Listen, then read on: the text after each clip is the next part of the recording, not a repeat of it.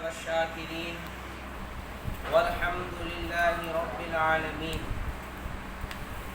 آئیے حضرات، عرض و معروض کا سلسلہ دراز کرنے سے پہلے ساری کائنات کے مرکز عقیدت، دنیا کے سب سے حسین اور سب سے خوبصورت گنبد خضراء میں آرام فرمانے والے آقا، ہم گنہگاروں کی شفاعت فرمانے والے، اندھیری قبر میں روشنی بن کر آنے والے، اپنوں کے کام آنے والے، غیروں کے کام آنے والے، حضور رحمت عالم، نور مجسم، شفیع معظم، دائی حلیمہ کے حلیم، امت کے غم خوار، ہم غریبوں کے غم گسار، نائب پروردگار، شفیع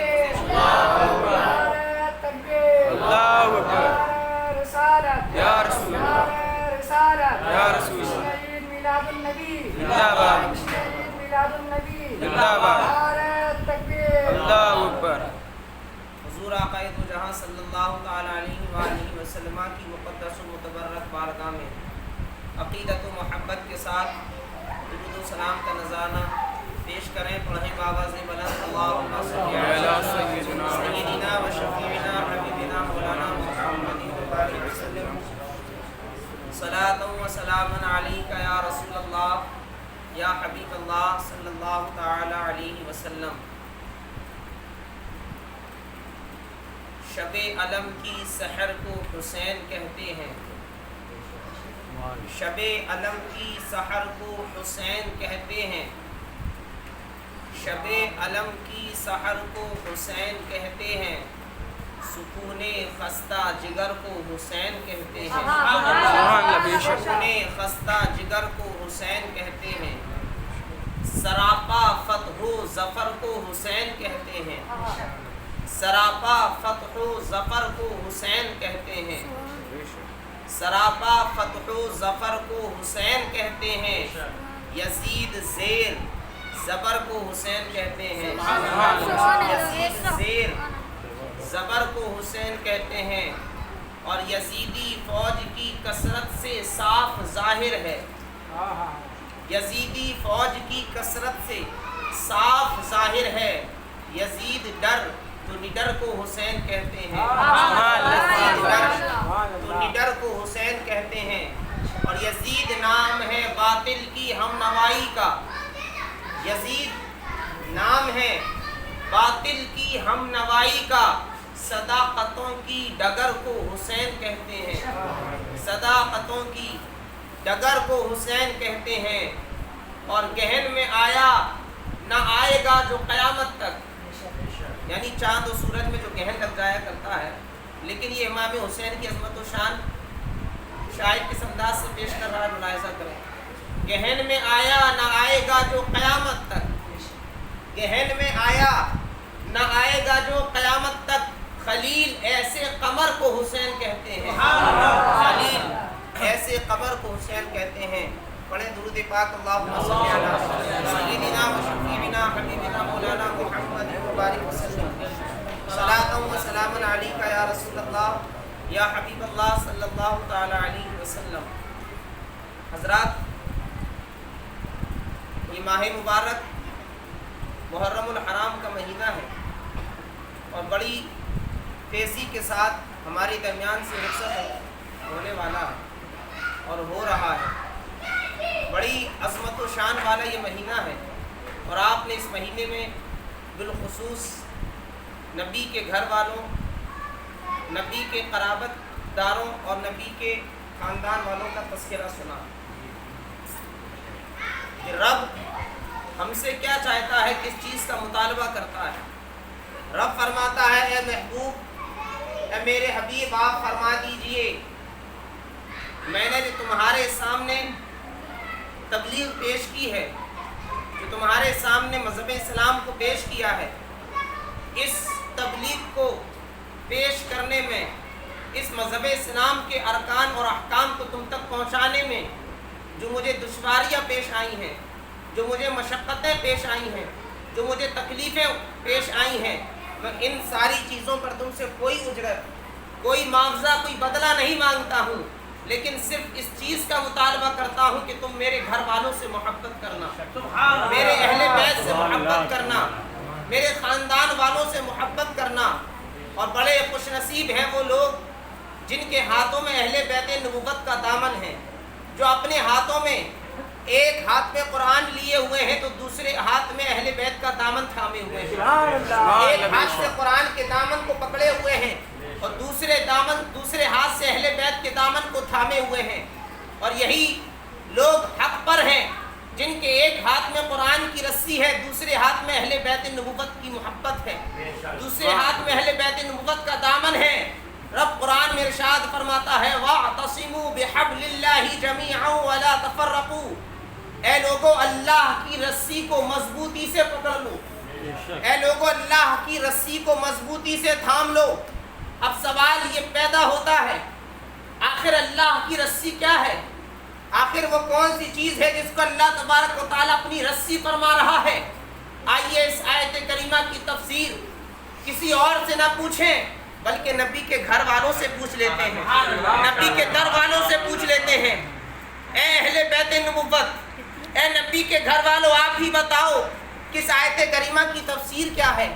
رب نے اس آیت کریمہ میں جو ہمیں پیغام دیا ہے کہ رب کی رسی کو مضبوطی سے پکڑ لو، رب کی رسی کو مضبوطی سے تھام لو، تو اس رسی سے مراد کیا ہے؟ تو سیدنا امام جعفر صادق رضی اللہ تعالیٰ عنہ فرماتے ہیں۔ کون ہے امام جعفر صادق؟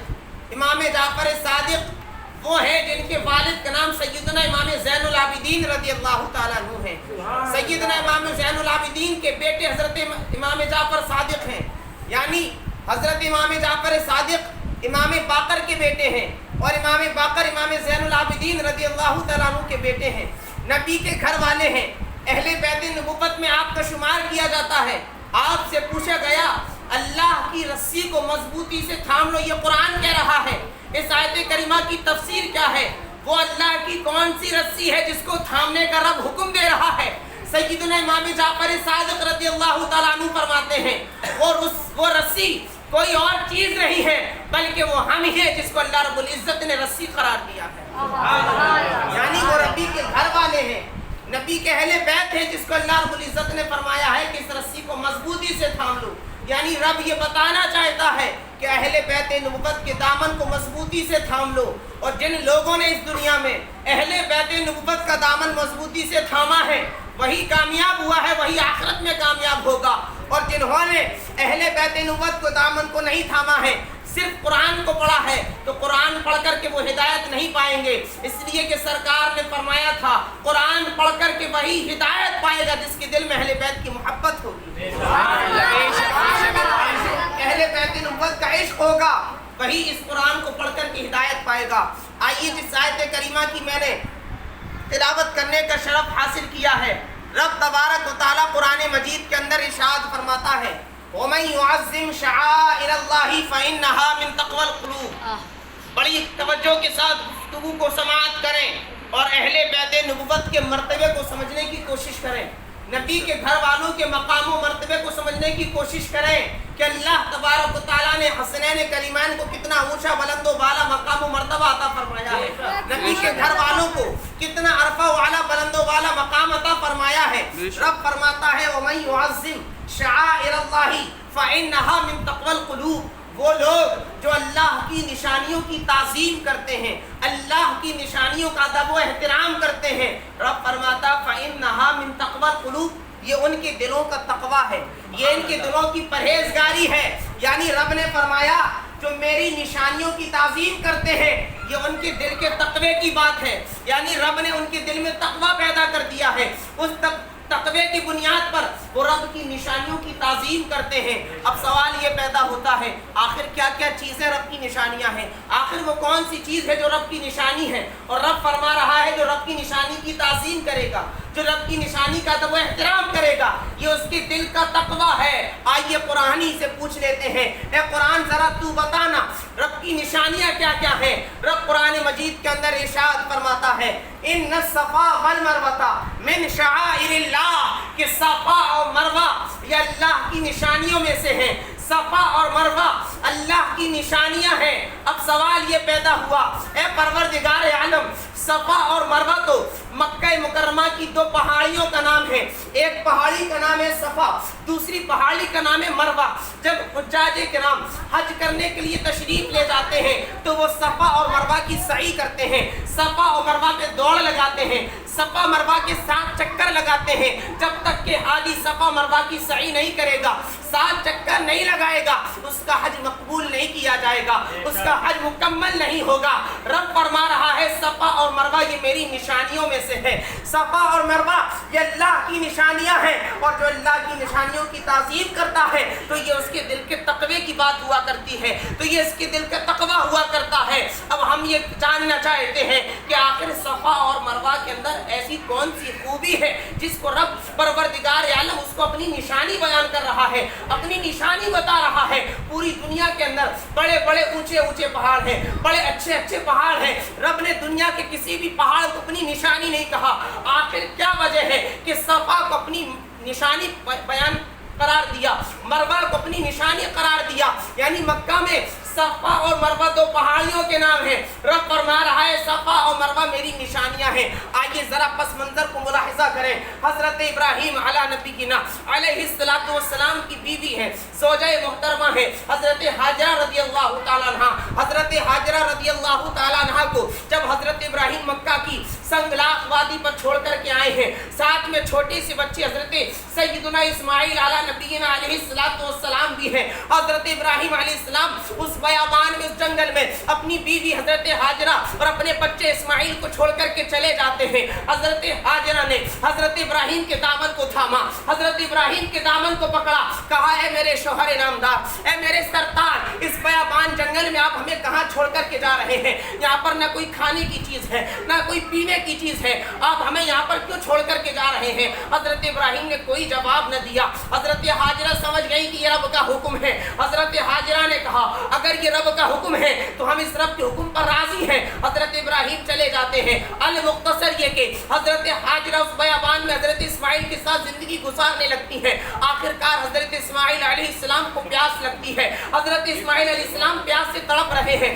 حضرت اسماعیل علیہ السلام کا وجود پیاس سے تڑپ رہا ہے. اللہ اکبر. حضرت حاجرہ رضی اللہ تعالیٰ عنہ نے دیکھا کہ میرا بیٹا اسماعیل پیاس سے تڑپ رہا ہے، اس کو پیاس کی شدت ستا رہی ہے.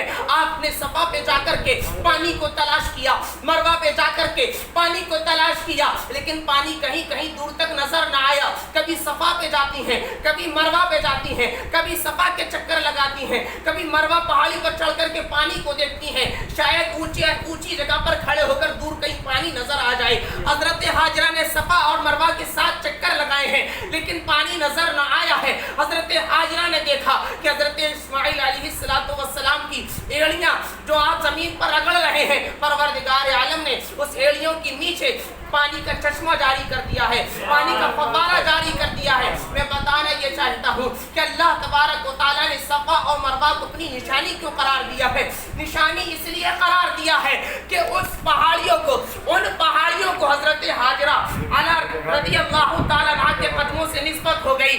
ان پہاڑیوں نے حضرت حاجرہ رضی اللہ تعالیٰ عنہ کے قدموں کا بوسہ لے لیا تو پتہ یہ چلا کہ جن پہاڑیوں کو حضرت حاجرہ کے قدموں سے نسبت ہو گئی، پروردگار عالم ان پہاڑیوں کو اپنی نشانیاں بیان کر رہا ہے، اپنی نشانی بیان کر رہا ہے، اپنی نشانی فرما رہا ہے. تو آپ اندازہ لگائیں وہ حضرت حاجرہ رضی اللہ تعالیٰ عنہ ہیں جو نبیہ نہیں ہے، صرف ولیہ ہیں. حضرت ابراہیم علیہ السلام کی بیوی ہیں، یعنی ایک اللہ کی مقدس بندی ہیں، ولیہ ہیں. ان کے قدم صفا پہاڑی سے لگتے ہیں، مروہ پہاڑی سے لگتے ہیں. تو پروردگار عالم نے حضرت حاجرہ کے قدموں کی برکت سے اس صفا اور مروہ کو اپنی نشانی قرار دے دیا ہے. اب یہیں پر رک کر کے اہل بیت نبوت کی شان کو ملاحظہ کریں.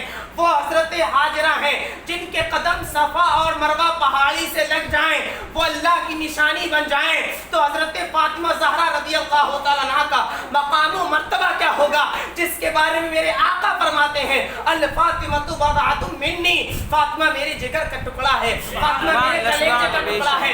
وہ صفا مروہ پہاڑیاں ہیں جنہوں نے حضرت حاجرہ کے قدموں کو بوسہ دیا ہے، حضرت حاجرہ کے قدموں کو چوما ہے تو وہ اللہ کی نشانی بن گئے ہیں، یعنی صفا و مروہ اللہ کی نشانی بن گئی ہے، وہ پہاڑیاں دونوں اللہ کی نشانی بن گئی ہیں۔ وہ حسن و حسین جنہوں نے پہاڑی کو نہ چوما ہے، جنہوں نے مصطفیٰ کے قدموں کو نہیں بلکہ جنہوں نے مصطفیٰ کے لبوں کو بوسہ دیا ہے، مصطفیٰ کے لبوں کو چوما ہے، ان کی عظمت و شان کا عالم کیا ہوگا، ان کی عظمت و بلندی کا عالم کیا ہوگا۔ جن پہاڑیوں کو حضرت حاجرہ کے قدموں سے نسبت ہو جائے وہ اللہ کی نشانی بن جائے، تو جن حسن و حسین کو نبی کے لبوں سے نسبت ہو جائے ان کی عظمت کا عالم کیا ہوگا۔ سبحان اللہ، سبحان اللہ، تکبیر، نعرہ تکبیر، نعرہ رسالت، یا رسول اللہ، نعرہ رسالت، یا رسول اللہ، حضرت اللہ مولانا التمس صاحب قبلہ، زندہ باد، زندہ باد، حضرت اللہ مولانا التمس صاحب قبلہ، زندہ باد، زندہ باد، نعرہ تکبیر، نعرہ رسالت، یا رسول اللہ۔ آپ ذرا ذہن کو قریب کر کے سمجھنے کی کوشش کریں۔ حضرت حاجرہ ایک عام ولیہ، ایک اللہ کی مقدس بندی ہے، جب ان کے قدموں سے نسبت ہوگی دو پہاڑیوں کو، ان کو اللہ نے اپنی نشانی قرار دیا ہے، تو وہ حسن و حسین جنہوں نے مصطفیٰ کے لبوں کو بوسہ دیا ہو، مصطفیٰ کے لبوں کو چوما ہو، ان کی عظمت و شان کا عالم کیا ہوگا۔